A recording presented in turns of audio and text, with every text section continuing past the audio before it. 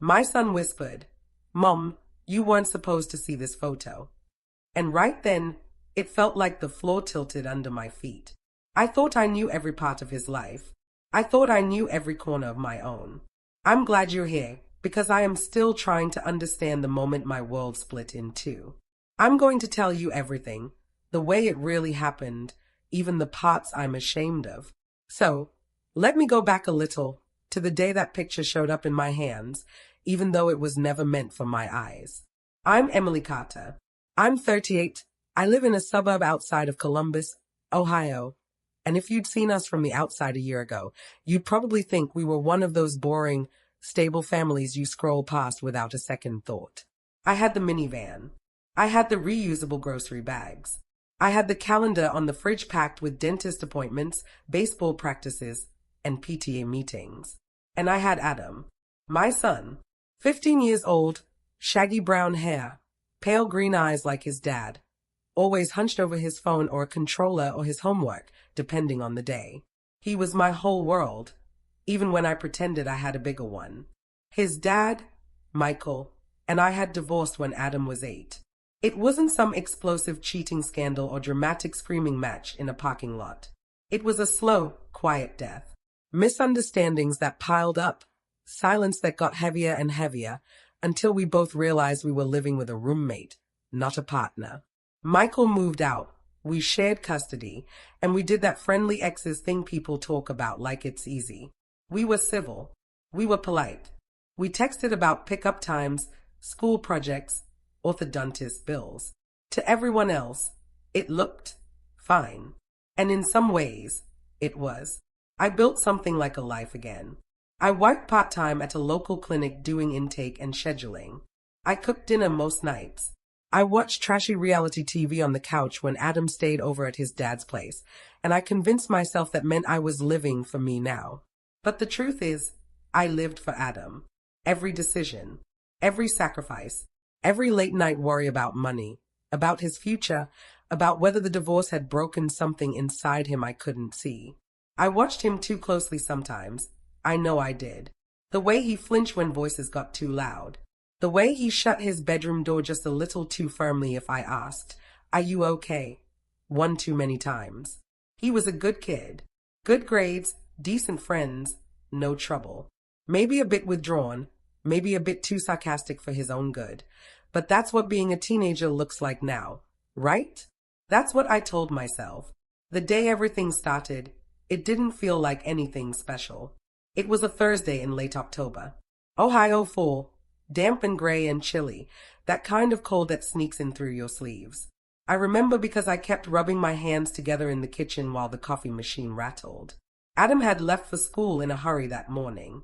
He'd overslept, and when I shook his shoulder through his comforter, he groaned and rolled over like a much younger kid. "Adam, you're going to miss the bus," I said, pulling the blanket back a little. "5 minutes," he mumbled, face smashed into the pillow. We did our usual dance. I nagged. He shuffled. He grabbed his backpack, his hoodie, a granola bar, and bolted out the door with one shoe half untied. I yelled after him, "Love you." He didn't say it back. Not that time. Sometimes he did, sometimes he didn't. I told myself that was normal. The bus pulled away, the house grew quiet, and that's when I saw it. His phone. It was just lying there on the edge of the couch, half buried under a throw pillow, black case with a cracked corner, smudged screen. At first, I just rolled my eyes. Of course, the one thing he never lets out of his sight, the thing he practically breathes through, and he leaves it sitting out like that. He'd be lost without it. Literally. He used it for the bus app, his school email, messaging his dad, everything. So I did the most normal mom thing. I picked it up, intending to text Michael and ask if he could swing by the school and drop it off during lunch. I wasn't planning to snoop. I know everyone says that, but I really wasn't. The screen lit up with my touch. No lock screen. I remember frowning at that. He'd always had a passcode. There was a notification sitting in the middle of the screen, like a small, glowing secret. New photo saved to hidden. I didn't even know phones said that. I didn't know there was a hidden folder that would announce itself like that. I hesitated. I should have locked it. I should have put it on the counter and walked away. But my mind did that fast, anxious spiral that only a parent's brain can do. Hidden. Why hidden? Is he being bullied? Is it some kind of, I don't know, inappropriate video? Is he involved in something dangerous, stupid, illegal? The word hidden felt ominous. I told myself, you're his mother. If there's something wrong, you have a right to know. You have a responsibility to know. My thumb moved on its own. I swiped up. The phone unlocked entirely, no challenge at all. My chest tightened at how easy it was, like the universe was giving permission I hadn't asked for in the right way. His Photos app was right there. I opened it. There were the usual things, blurry selfies with friends, screenshots of memes, pictures of notes from the whiteboard. Normal. Then I saw the hidden album.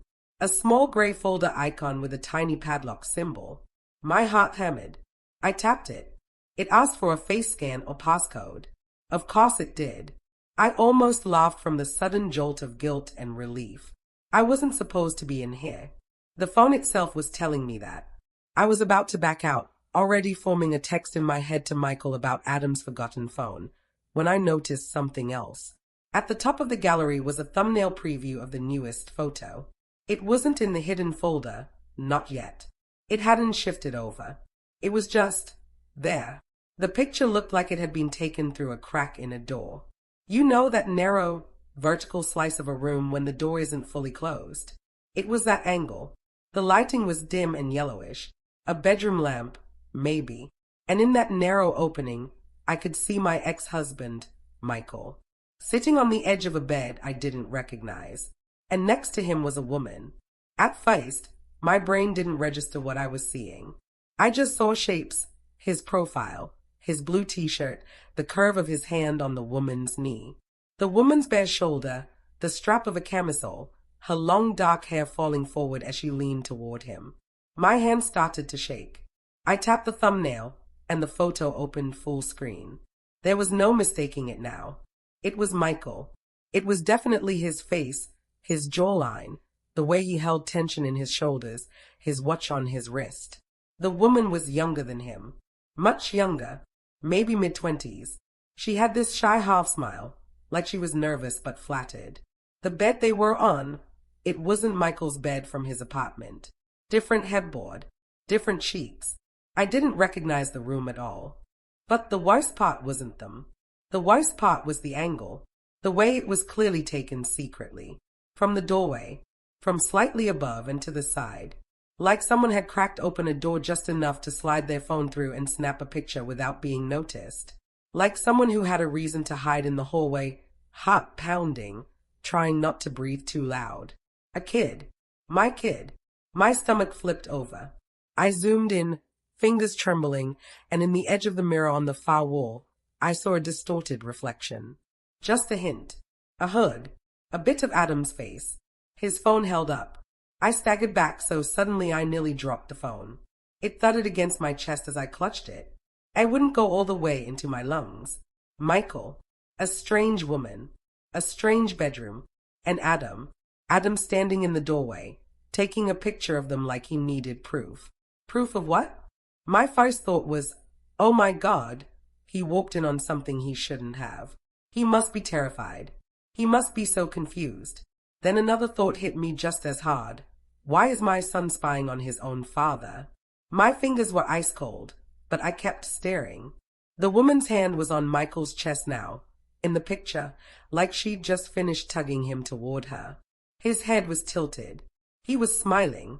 I hadn't seen him smile like that in years. Not like that. Easy. Young. He looked like the version of him from when we were first dating, before bills and arguments and legal paperwork. A sour taste filled my mouth. I had no claim to Michael anymore. He was allowed to move on. He was allowed to date, to fall in love again. I knew that in my head. But this wasn't just him moving on. This was my son capturing it, hiding it, keeping it in a folder literally called hidden. And the notification I'd seen. New photo saved to hidden. So he'd taken this, what, last night? Where had they been? Why hadn't Adam mentioned anything? What else was in that hidden folder? I backed out of the photo, hands still shaking, and stared at the album list again. The hidden folder sat there, quietly mocking me. Locked. I felt my pulse in my throat as one awful realization settled in. Whatever was going on with Michael, whatever my son had seen, it was big enough that Adam didn't want to tell me. He was keeping it between himself and his phone. Between himself and this secret archive of pain. Or maybe, I thought, maybe I was reading too much into it. Maybe it wasn't that deep. Teenagers hide stupid things all the time.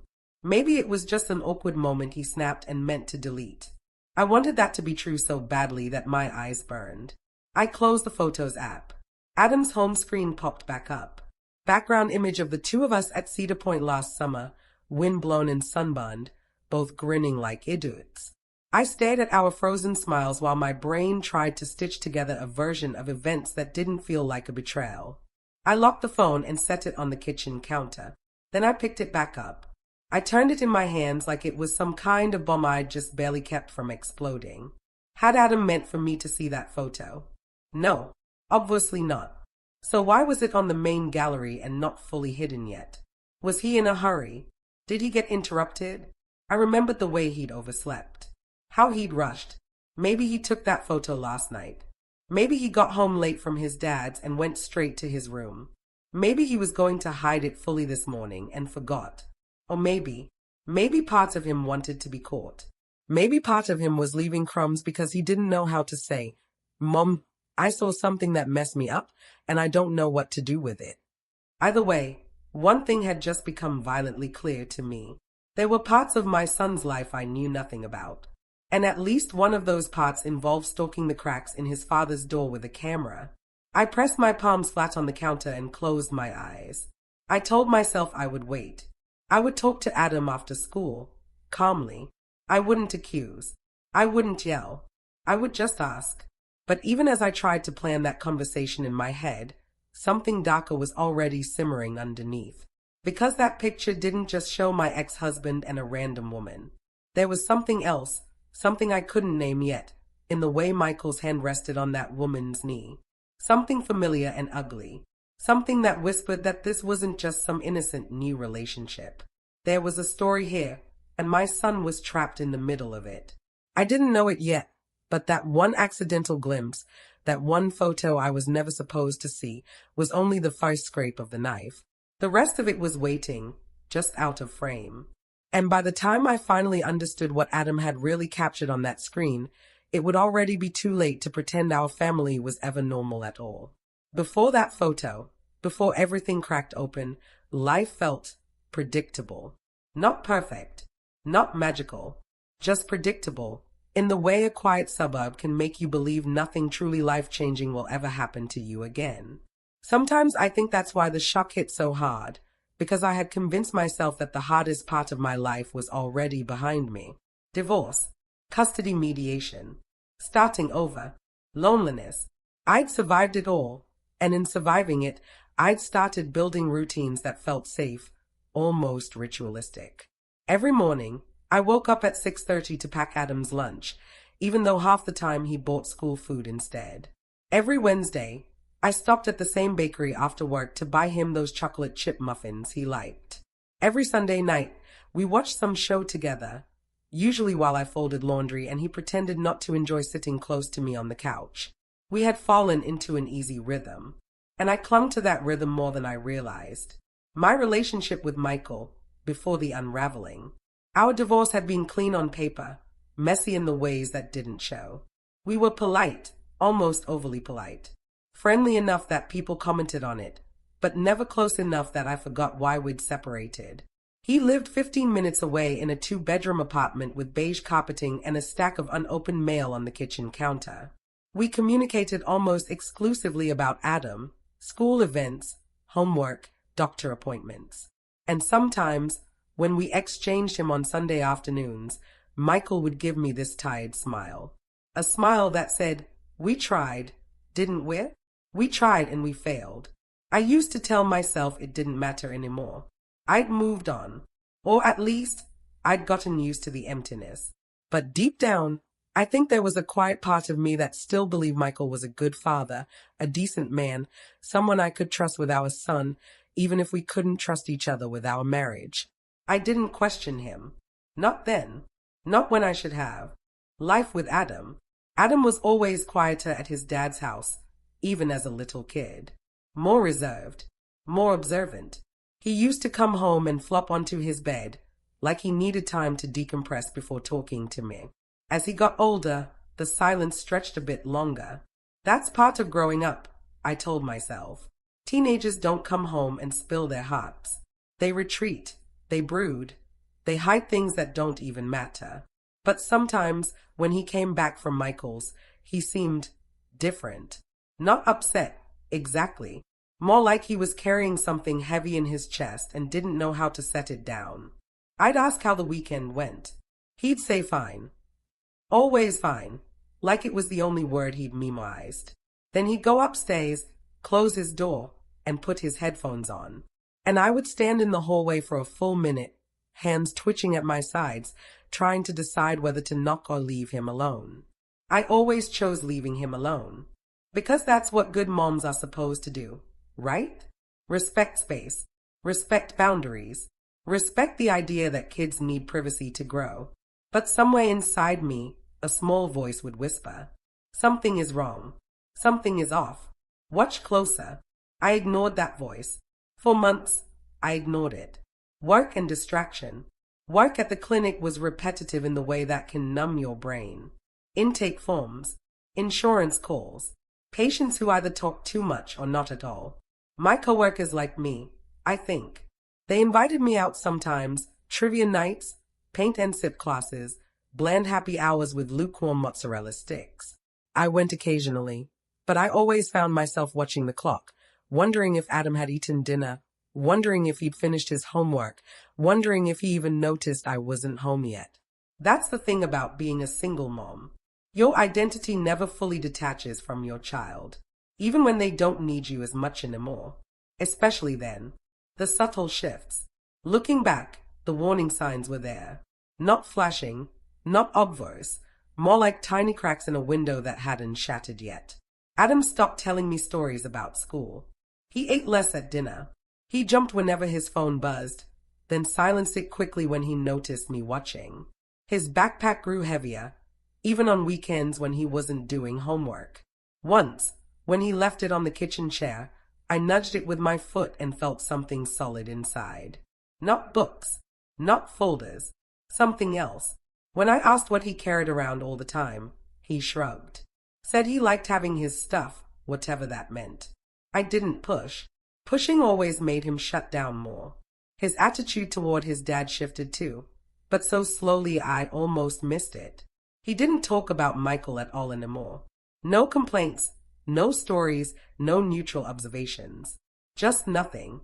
And a teenager saying nothing about a parent is more unsettling than them saying everything. One memory, in hindsight, stands out. It was mid-September, a little over a month before the photo. A Saturday morning.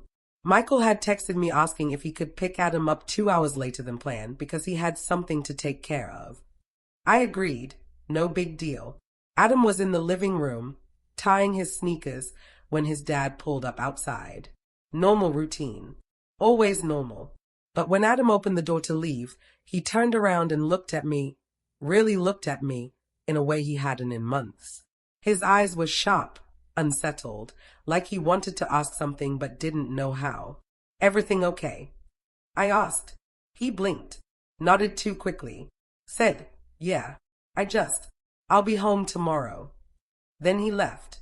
I watched him walk down the driveway, shoulders hunched inside his hoodie, steps slower than usual. And when Michael waved from the car, Adam didn't wave back. Not even a half-lifted hand. They got in the car and drove off. And I stood there long after their tail lights disappeared, feeling something twist in my stomach. It was such a small moment. It could have meant 1,000 harmless things. But now, knowing what I know, that moment feels like the first hairline fracture in the life I believed we had. The calm before the break. That whole month, October, I remember feeling strangely grateful for the quiet. School was stable. Work was tolerable. The leaves were changing. Things looked normal on the surface. And I kept telling myself normal was enough. Normal was safe. I didn't poke at the silences. I didn't question the tension in Adam's shoulders. I didn't ask why he stayed in his room longer than usual after weekends at his dad's. Because if nothing seems obviously wrong, you start believing you shouldn't look for problems. You start believing peace comes from not asking certain questions. I wish I'd asked them. God, I wish I had.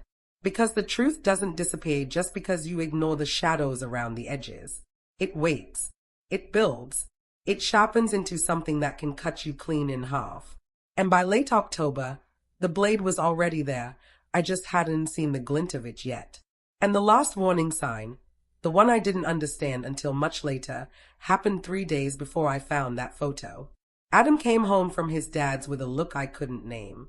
Not sadness, not anger, something like resignation, but heavier, older. He walked past me without taking off his backpack. And when he got to the stairs, he said quietly, too quietly, "Mom, if I ever tell you something, you won't freak out, right?" I froze. The remote slipped in my hand. I said, "Of course not. You can tell me anything."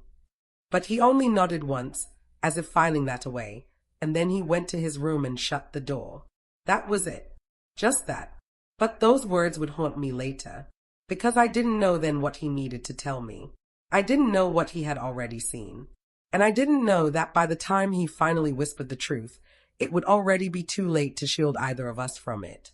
The hours after I found the photo moved strangely, too fast in some moments, too slow in others, like time itself wasn't sure how to behave around the truth I wasn't ready to face. I kept telling myself I would wait until Adam got home to bring it up gently, calmly, rationally. But every time I passed the kitchen counter and saw his phone sitting there, a little black rectangle holding secrets I hadn't meant to discover, my pulse jumped. I kept hearing my own voice in my head. "You weren't supposed to see that." And I kept hearing his whisper layered over it. "Mom, you won't freak out, right?" By noon, my stomach had tied itself into knots. By 2 p.m., I couldn't focus on anything at work. And by the time I got home around 4, the house felt like it was holding its breath. Adam wouldn't be home until around 4:20. Michael usually dropped him at the bus stop near our neighborhood on Thursdays. So I sat in the living room, phone in my hands, knees bouncing, mind racing in every direction but clarity. I knew what I intended to ask Adam. "Hey, I found your phone." A notification popped up. "Is everything okay?" I practiced it over and over again. Soft voice, no accusation, no panic. But every time I rehearsed the words, the image of Michael in that strange room flashed again behind my eyes. The way he leaned toward that woman. The way her fingers curled in the collar of his shirt. The way Adam must have been standing in that doorway, alone, watching something he shouldn't have had to witness. I kept wondering, was Adam protecting me by hiding that photo? Was he protecting himself? Or was he protecting someone else entirely? Those questions churned in me until I heard the front door open. Adam stepped in, backpack slung over one shoulder, hoodie zipped halfway up, hair sticking out in that messy way he never bothered to fix. He kicked off his shoes with a tired sigh. "Hey," he mumbled. "Hey, sweetheart." I tried to sound normal. I don't think I succeeded. He glanced at me, one quick, assessing look, then frowned just slightly. "What?" he asked. That one word made my heart stumble, because he said it the way someone says it when they can already tell the air is different. My hands tightened around his phone. I lifted it slowly. "You left this at home this morning." His eyes widened by a fraction, so small most people wouldn't notice. But I'm his mother. I notice everything. "Oh," he said quietly. "Thanks." He held out his hand, and I should have just given it to him. I know that now. Maybe it would have changed everything, or maybe nothing at all. But I hesitated. 1 second. Maybe 2. That was all it took for something to flicker behind his eyes. Fear, or embarrassment, or something deeper I hadn't recognized yet. He lowered his hand. "Did you go through it?" he asked, voice soft, but not angry, just tense. My throat went dry. "No, not on purpose. I swallowed. A notification popped up. Something about a new photo going into a hidden folder. His jaw clenched. Barely, but enough to see the muscles jump. He looked down, exhaled slowly, and I felt my heart crack just a little at the defeated way his shoulders slumped. "Adam," I whispered, "is everything okay?" He didn't answer right away. He just kept staring at the floor like he was solving some impossible puzzle in his head. Then he said something so quiet I almost missed it. "I didn't want you to see that." The back of my neck prickled. "Why?" I asked.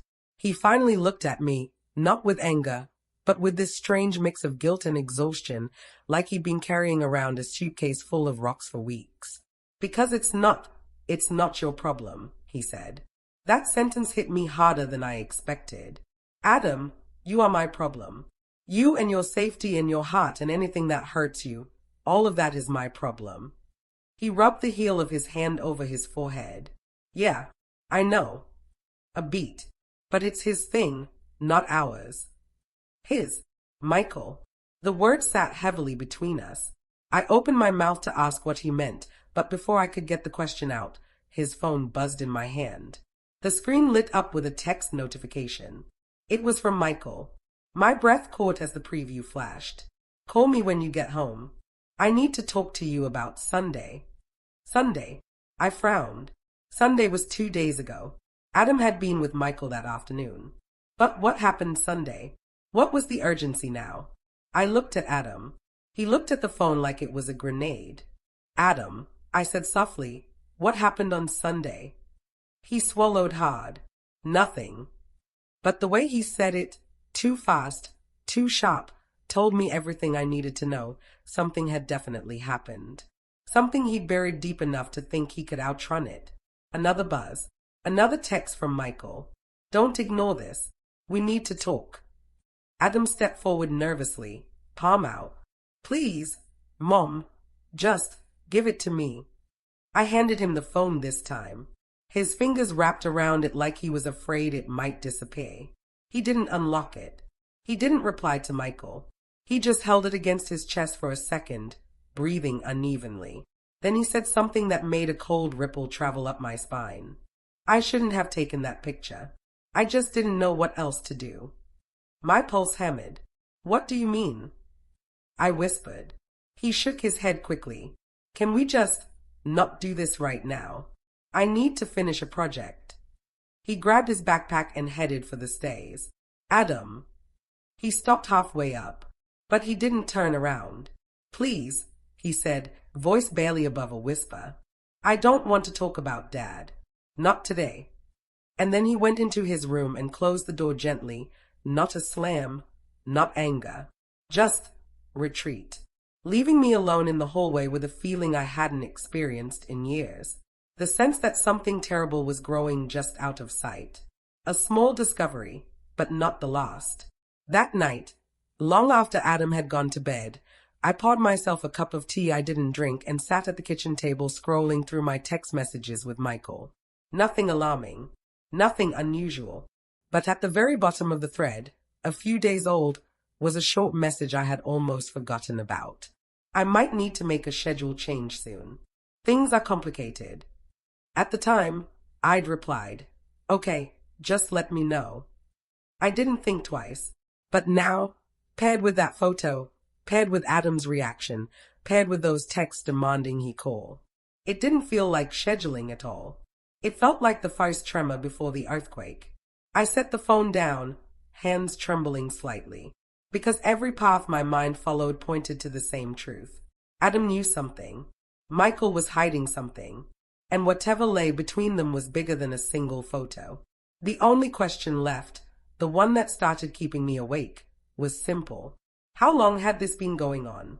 And why was everyone acting like I was the last person who deserved to know? I didn't sleep that night. Not really.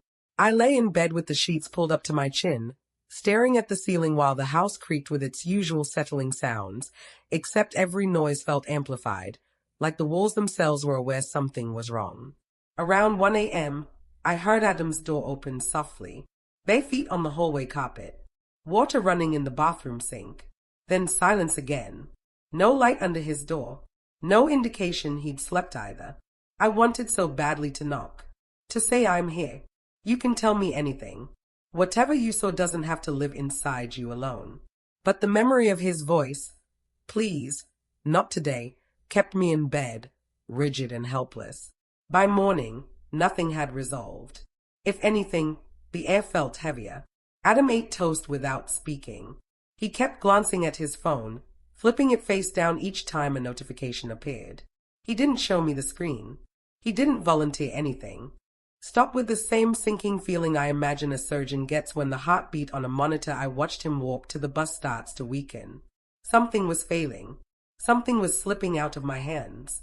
And I still didn't know what. The first real clue. When I got to work, distraction didn't help. Answering phones didn't help. Organizing intake files didn't help. The image from Adam's phone, the doorway photo, replayed itself in my mind like a looping video I couldn't pause. At lunch, I gave up on pretending I could function and walked out to my car. I sat inside with the heater blasting and stared at my phone. I didn't want to talk to Michael, but I also couldn't ignore those messages he'd sent Adam. Finally, I texted him. What happened Sunday? Adam seems upset. 3 dots appeared, then disappeared, then returned. Finally, we should talk later. It's complicated. My jaw tightened. Complicated. That word again. Another message. I'll call you after work. I didn't want to call. I wanted answers. But I didn't push. Not yet. Because even then, some part of me still believed this might be misunderstanding. That maybe I'd blown the photo out of proportion. That maybe Adam had imagined something, misinterpreted something. People convince themselves of comforting lies when they are afraid of painful truths. And I was very, very afraid. Discovery number 1, the backpack. When Adam got home that afternoon, he went straight upstairs. But for once, he left his backpack at the bottom of the stairs, unzipped, half open, like he dropped it in a hurry. A small thing. A normal thing for most kids. But Adam was never careless with that backpack. He guarded it like a safe. I stood there for a full minute, staring at it, telling myself no, telling myself boundaries matter. But then I remembered the photo, and the woman, and Adam's whisper. I didn't know what else to do. My hand shook as I knelt down. Inside were notebooks, loose papers, a half-eaten protein bar, normal things. But at the bottom, the thing that had made his backpack feel heavy was a spiral-bound sketchbook. Adam didn't draw. At least, I didn't think he did. I lifted it. The cover was scratched, edges frayed. My conscience screamed at me to stop. But fear has a way of drowning out everything else. I opened to the first page, and my breath left my body. It was Michael, drawn in pencil, detailed, careful, almost painfully accurate. Sitting on a bed, the same bed from the photo. Head bowed, hands clasped tightly between his knees. He looked tired, sad, defeated. The next drawing showed the woman, the same woman, sitting beside him. Her eyes were downcast. Her hand hovered above his shoulder, as though she wanted to comfort him but didn't know how. Page after page, the same 2 people. In that same unfamiliar bedroom. Drawn from different angles. Doorway, corner of the room, mirror reflection, shadows on the wall. Like someone had been watching them for a long time. My pulse hammered in my ears. Adam hadn't just taken one photo. He'd been documenting things, recording them, trying to make sense of something he shouldn't have had to witness. Tears blurred my vision. My baby, my 15-year-old boy, carrying this alone. The last drawing hit me hardest. It wasn't a picture of Michael or the woman. It was Adam, drawn as if from a reflection in a mirror. He stood in a hallway, hoodie up, eyes hollow, phone held tightly in both hands. His mouth was a thin, determined line, like he was forcing himself to do something that hurt. At the bottom of the page, in tiny handwriting, he had written, "If I don't save it, no one will believe me." My heart cracked open. Believe him about what? What had he seen? What had he been trying to prove? Who didn't he trust? A sick feeling crept through me. Was it me? The emotional collapse. I closed the sketchbook and pressed it to my chest, trying not to fall apart. My hands tingled. My throat ached. I felt like I was standing on a cliff edge with no railing, wind pushing me forward. I had thought the photo was bad. I had thought Adam's silence was bad. But this was something else. This was evidence of a secret world my son had been living in, a world where he'd been watching, recording, hiding, and hurting. Alone. I wiped my eyes with the back of my hand. I put everything back in the backpack exactly as I'd found it. Then I went to my room, shut the door, and sat on the bed shaking. All I could think was, how long has my son been scared? And how did I miss it? The shame was suffocating. The grief, overwhelming. But underneath all of that, a sharper feeling began to form. Anger. Not at Adam. At Michael. Because if my son felt he needed proof that no one would believe without evidence, then something had happened between them. Something Adam couldn't explain with words.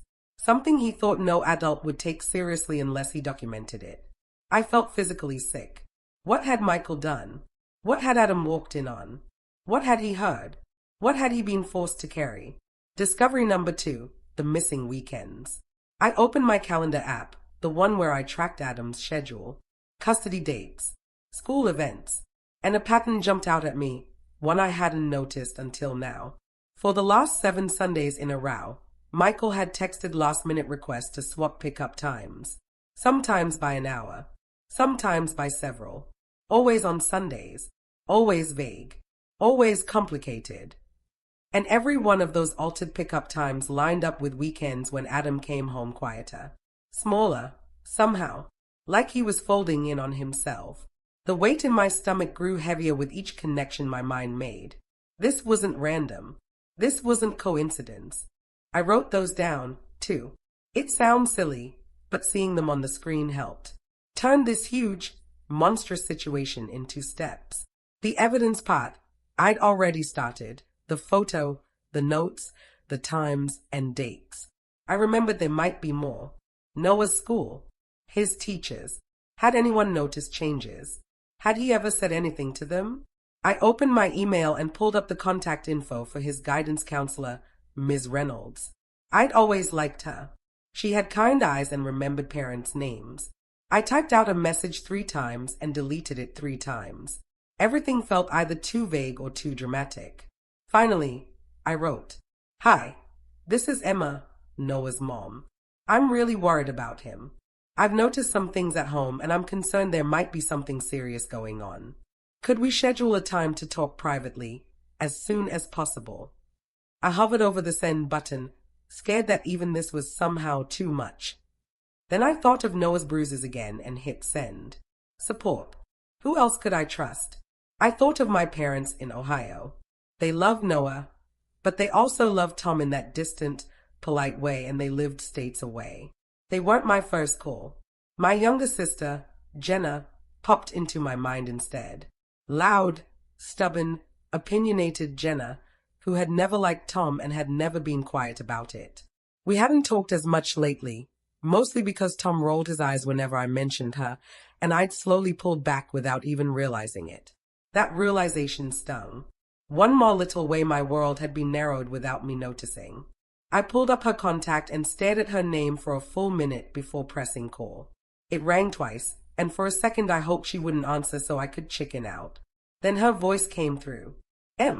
Wow, hey, what's up? I hadn't planned on crying. I didn't even make it through hey before my voice cracked. I won't repeat our whole conversation, but I told her enough. Not the photo yet. I don't think I was ready to say it out loud, but I told her that something was wrong, that I was scared for Noah, that I thought Tom was hurting him. There was this long silence on her end, and then she said, very quietly, "Okay, I'm listening. Tell me everything." It felt like someone had opened a window in a suffocating room. By the time we hung up, we had a plan. Not a full one, but a start. She would come visit for the weekend under the pretense of missing us. She'd keep an eye on things, feel it out herself. She'd be my extra set of eyes and, if needed, my witness. And if I needed to leave fast, She'd be there with her car and a trunk big enough for a couple of hastily packed suitcases. After I ended the call, I felt less alone. Terrified, yes, but not alone. That's when I started thinking about the last part, a safe way out. I opened my banking app, and my stomach dropped all over again. Over the last year, I'd let Tom take over most of our big picture money stuff. Mortgages, insurance, savings. I still had my own checking account where my paycheck went, but I hadn't really looked at the joint accounts carefully in months. I spent the next hour going through transactions, scrolling back. Little things added up. Payments I didn't recognize. Transfers to savings that weren't to any account I could see. It hit me that if I walked out suddenly, Tom would have way more financial power than I did. He could freeze cards, close things, make it really hard to rent a place or hire a lawyer. So, quietly, I opened a new savings account in just my name. I moved a small, not too noticeable amount over. Not enough that he'd freak out if he checked, but enough that if I needed first month's rent somewhere or a hotel for a few weeks, I could manage. Every click felt like treason. Every step also felt like breathing again. I kept hearing his voice in my head. You're so emotional, Emma. You overreact to everything. Maybe. But now my overreaction had a spreadsheet and a backup plan. When I finally put the phone down, it was after midnight. The house was quiet. I could hear the faint hum of the fridge and the ticking clock in the hallway. Outside our bedroom door, Tom was snoring softly. The sound made my skin crawl. I stood there in the dark for a moment, watching the shape of his body under the blanket. This man I had loved. This man I had defended. This man I had allowed into my son's life. Anger rolled through me again, but this time it was calmer. Cooler. Not a wildfire, but a steady burn. He thought he controlled the story. That he could hurt my child and then tell me I was imagining things. That he could twist reality, make me question my own eyes. I let him, for a while. But now I had the photo. I had my notes. I had Jenna. I had a counselor who would be expecting my call. I had a secret bank account. The next step scared me the most, talking to Noah. Up to that point, I hadn't asked him directly. I tiptoed around it, scared to push, scared he'd shut down. But if I was going to protect him, I needed to hear his truth. Not just what I thought was happening. The next day, after school, I made hot chocolate like it was just a normal Wednesday. I waited until he'd taken a few sips, until his shoulders relaxed a little, before I said, as gently as I could, "Hey, buddy, can we talk about something?" His hand stilled on the mug.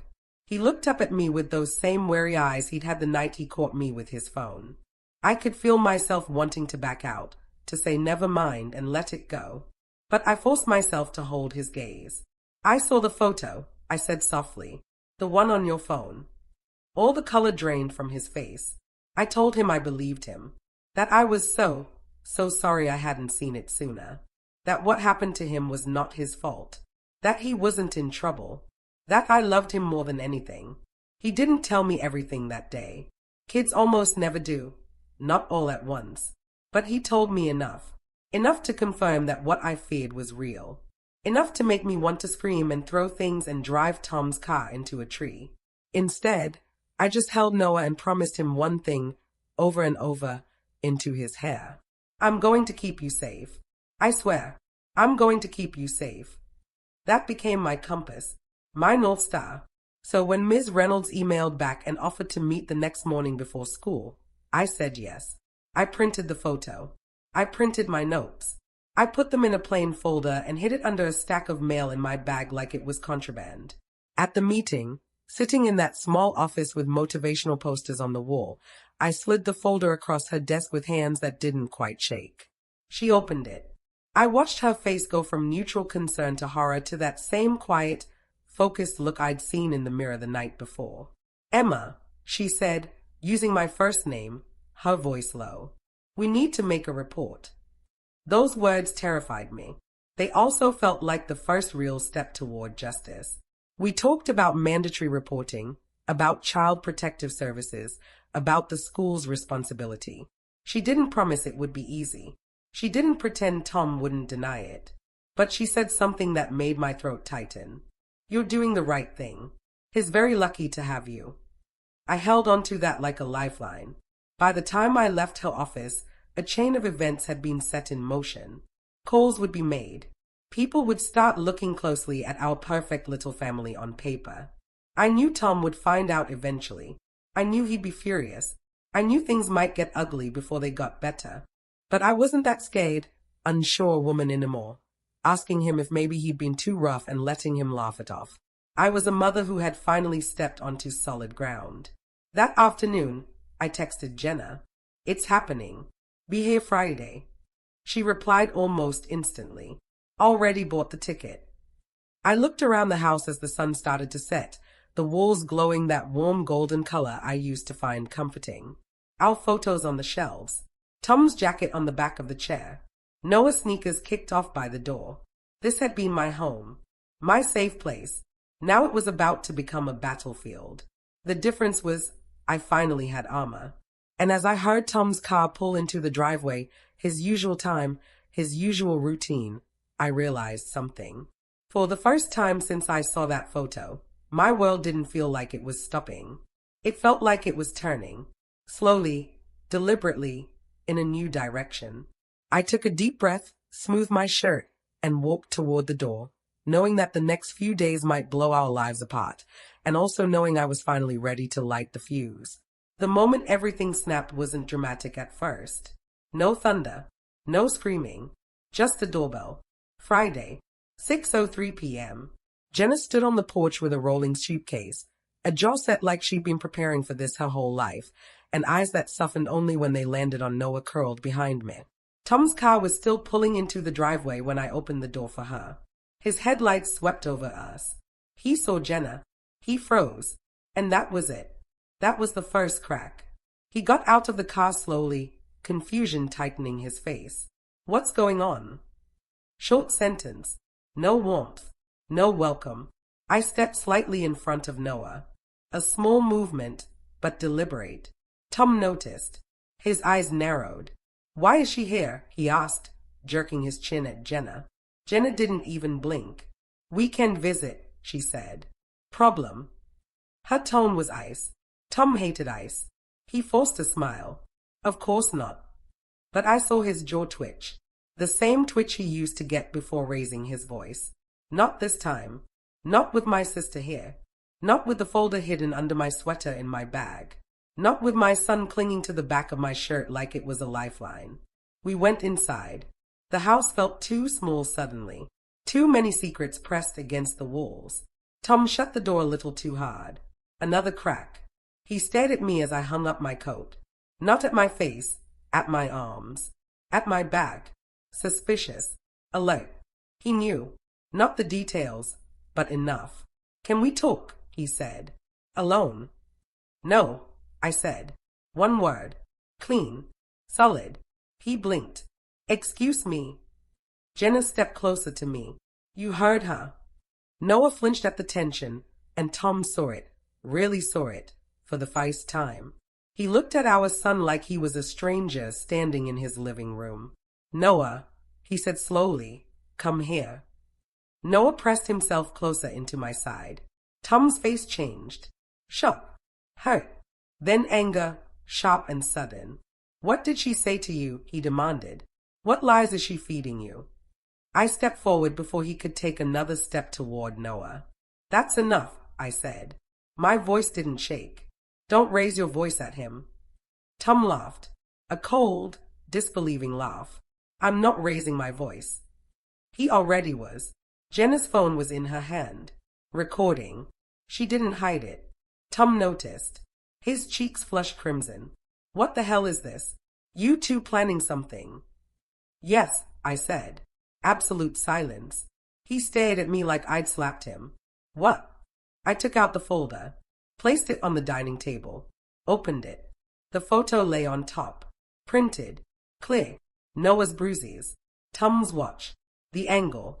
The truth. Tom didn't move. His eyes flicked to Noah, then to me, then to Jenna. Back to the photo. His face drained of color. No, he whispered. No, you're not doing this. That picture is misleading. I can explain. You won't explain to me, I said. You'll explain to CPS. He froze again. We made a report, I said. Yesterday. Short sentence. Short breath. Short fuse. He swayed slightly, like the room had tilted under him. You reported me? You reported me. He jabbed a finger at his chest. Over a bruise. He bruises playing soccer. He doesn't play soccer, Jenna said. Another strike. Tom's mouth opened. Closed. Opened again. I pulled the second sheet of paper from the folder. My notes. Dates. Times. Patterns. Quotes. He saw the list and went pale. You've been, what, spying on me, he snapped. No, I said. I've been listening. Something I should have done sooner. Noah's fingers knotted into my sweater. Tighter. Tighter. Tom saw him clinging to me. Saw the fear. Saw the proof that this wasn't a misunderstanding. This was a child terrified of his stepfather. I watched Tom's expression change piece by piece. Defensiveness. Rage. Calculation. Desperation. Then something was. A cold, focused determination. He stepped toward Noah. Put the papers away, he said quietly. Come here, buddy. We'll talk. I'll fix this. I moved in front of Noah so fast the chair behind me scraped across the floor. Tom stopped mid-step. That was the moment. His eyes locked on mine. Hard. Mean. Dangerous. Move, he said softly. No. You don't tell me no. I just did. Jenna moved to my other side, forming a wall between him and Noah. Tom's hands curled into fists. He took a breath, steadying himself, and lowered his voice to that quiet, controlled tone abusers use when they think control is slipping. Emma, listen. You don't want to escalate this. Think about Noah. Think about the consequences. I said. That's why we're done. A muscle in his cheek twitched, then he lunged. Not at me. Not at Jenna. At the folder. At the evidence. Jenna's arm shot out instantly and blocked him, pushing him backward with a surprising force. Tom stumbled into the counter, knocking over a glass that shattered on the floor. He froze again, chest heaving, face red, eyes wild. And in that split second, in that silence between two heartbeats, Noah whispered the smallest, quietest sentence in the room. Don't hurt us. Tom stopped breathing. Actually stopped. His gaze snapped to Noah, to his shaking hands, to the tears he was trying so hard not to let fall. And something finally broke inside Tom. He looked around the room like he was seeing it for the first time, seeing what he'd done, what he'd become, how far he'd fallen from the man he pretended to be. He sagged against the counter. What did I do? He whispered. I didn't answer. He looked at me, at Noah, at the photo, at the bruises, at the watch in the corner of the frame. He covered his face with both hands. Oh God, he choked. Oh God, Emma, I didn't think. He sank to the floor, knees hitting tile, breath coming in painful, sharp gasps. The sight should have made me feel something, pity, relief, grief. I felt nothing, just finality. Jenna called the police. She didn't ask me. She didn't wait. Tom didn't fight it, didn't run, didn't speak. He just knelt there, shaking, while officers cuffed him gently, like he was made of glass. Noah watched from behind me, holding onto my sweater as though letting go would shatter the entire moment into pieces too sharp to touch. As they led Tom out, he turned back once. His eyes met mine. No anger, no denial, just defeat. I'm sorry, he whispered. And for the first time in months, years maybe, I believed he meant it. But sorry wasn't enough. The door closed behind him. The cruiser pulled away. The house fell silent. And that was it. The end of the storm. The moment the truth finally stopped hiding. The moment my world, our world, finally started to shift toward something that looked like safety. Noah pressed his face into my side and finally cried. And I held him with both arms, shaking with him, whispering over and over. You're safe now. I've got you. You're safe. Even if part of me wondered if anything would ever feel normal again. The house felt hollow after the police car drove away. Not quiet, hollow, like someone had scooped the sound out of the walls, leaving only the faint ringing of everything that had just happened. For a while, all I could do was sit on the living room floor with Noah pressed against me, both of us wrapped in the same blanket like we were trying to keep one single heartbeat going between us. Jenna didn't say anything. She just sat nearby, not touching us, not crowding us, her presence solid and steady in the corner of the room. Like a lighthouse, small, but bright enough to keep us from drifting into the dark. Time moved in slow, gentle waves after that. The kind your body sinks into because it's too tired to swim anymore. The first night without Tom, I let Noah sleep in my room. He lay curled on his side, knees pulled tight to his chest, breathing unevenly like every breath had to fight its way out. I stayed awake beside him, watching the shadows shift on his face, brushing his hair back gently whenever a dream made him flinch. I thought I would feel triumphant, victorious, like a mother bear who'd chased off something dangerous. But instead, I just felt tired, bone-deep tired, like my body had finally stopped running after months of pretending there was no reason to be afraid. Somewhere around 3 a.m., Noah whispered, not fully awake. "Is he gone?" My throat tightened. "Yes," I whispered. "He's gone. You don't have to be scared tonight." He nodded once, eyes still closed, and his breathing finally softened into sleep. That was the moment I let myself cry. Not the sharp, panicked crying from earlier. Something quieter. Older. Almost grief. Because even though I'd done the right thing, even though I'd protected my child, a part of my life had still broken that night. And I needed to mourn it, if only so I could let it go. The official fallout. Morning came slowly. Too bright for what we were facing. A CPS caseworker arrived before 10. She was kind, calm, the kind of calm that tells you she's seen families unravel before and knows how to thread them back together again. We sat at the kitchen table, the same place I'd once packed lunches and helped with homework. Now it held paperwork, evidence, statements, and the fading outline of a shattered glass from the night before. Noah sat beside me, holding my hand so tightly I could feel the faint pulse in his fingertips. He told his story in short pieces. Quiet, halting, stopping when his breath hitched. I didn't push. Neither did she. When he finished, the caseworker placed her hand gently on the table. "You're safe now," she told him. "And you did the right thing sharing this."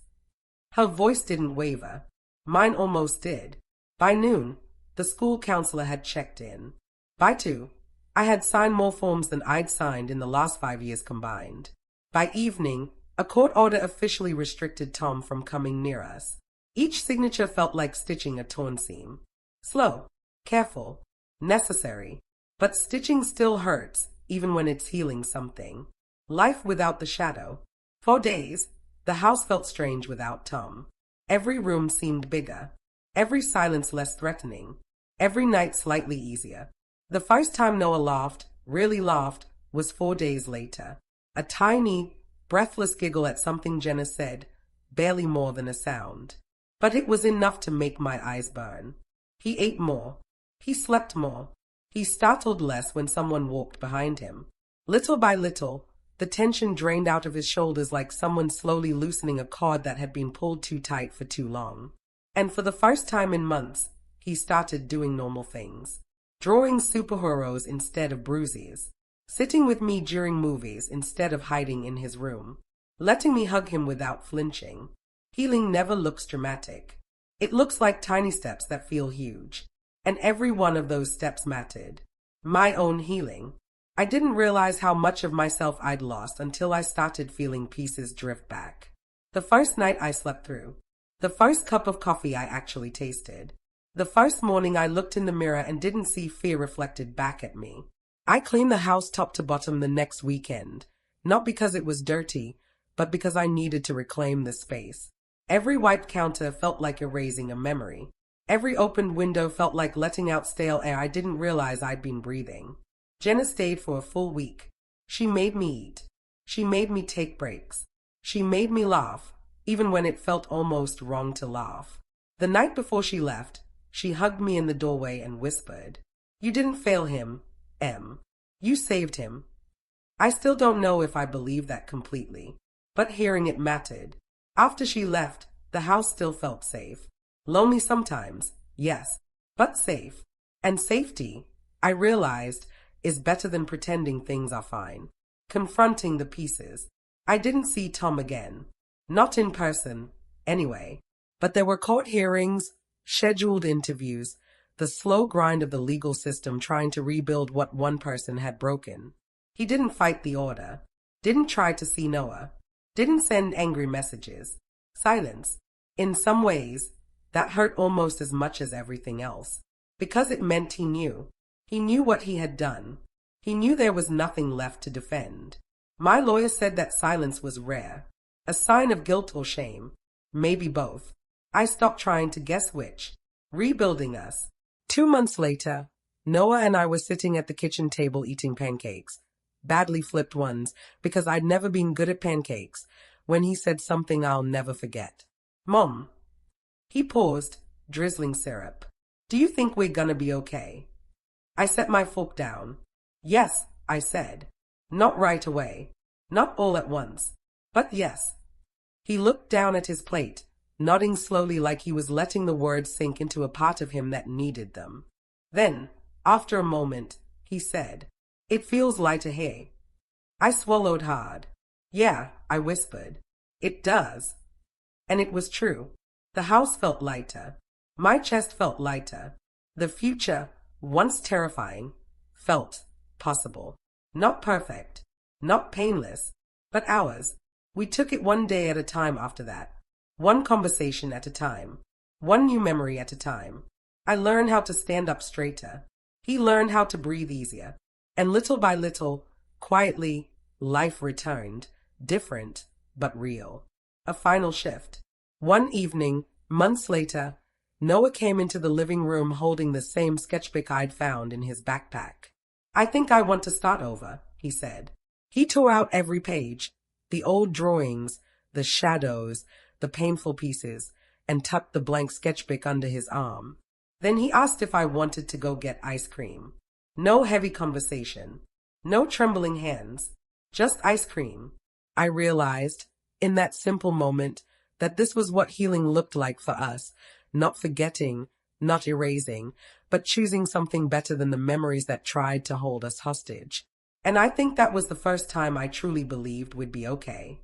But even as life steadied, as Noah laughed more, slept better, stepped into himself again, I knew there was still one more thing I wanted, needed, to tell you. The part that ties everything together. The part that reminds me why telling this story matters. And that comes next. I think the hardest part of surviving something like this isn't the night everything explodes. It isn't the police lights. It isn't the court hearings. It isn't even the moment you finally face the truth you tried so hard not to see. The hardest part is the quiet afterward. That strange, disorienting silence when the danger is gone. But the memories still live in your walls, in your routines, in the spaces between breaths you haven't learned to take freely yet. That silence used to scare me. But now, months later, I've learned to hear something different inside it. Possibility. Peace, even if it arrives in small pieces. A future that doesn't feel like a locked door anymore. There's a moment every morning now, tiny, almost forgettable, when I walk into the kitchen and see Noah already awake, pouring cereal or packing his lunch, humming under his breath or talking to himself about homework. A normal moment. Just a sliver of everyday life. But the first time he did that after everything, I had to step into the hallway and hide tears. Not sad tears. Not relief tears. Something tender. Something soft. Because trauma takes something from you. Your sense of control. Your sense of safety. Your sense of reality. But healing gives something back. Something smaller but stronger. The ability to appreciate ordinary things again. The sound of your child's laughter. The feel of sunlight on your kitchen floor. The taste of a meal you didn't rush through. The quiet knowledge that today, just today, is safe. That's what we've been learning.